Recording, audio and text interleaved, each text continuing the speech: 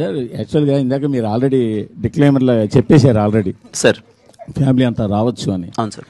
మీరు ఎంత చెప్పినా కూడా టీజర్లో ట్రైలర్లో మీరు డైరెక్ట్గా వాడిన పచ్చి బూతులా సార్ అవి కదా మరి అంత పచ్చిగా అయితే ఓకే చెప్పండి సార్ ప్లీజ్ సార్. మీరు వాడిన ఎల్వరుడు దాన్ని ఏమంటారు సార్ మరి? ఓకే సార్ చెప్పండి సార్ క్వశ్చన్. మరి అది ఎంతైనా కొంచెం మీకున్న family image boy next door image దీన్ని డిస్టర్బ్ చేయవా అని?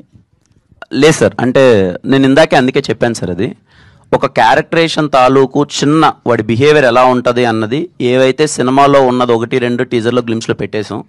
మీరు సినిమాకి వస్తే సర్ప్రైజ్ అయిపోతారు. నిజంగానే ఒక ఫీలింగ్ ఉన్నా అవి సినిమాలు కంటిన్యూ అవుతాయి, అసలు సినిమాలు ఉండవు సార్. సినిమాలో ఓన్లీ 1-2 ఉంటాయి.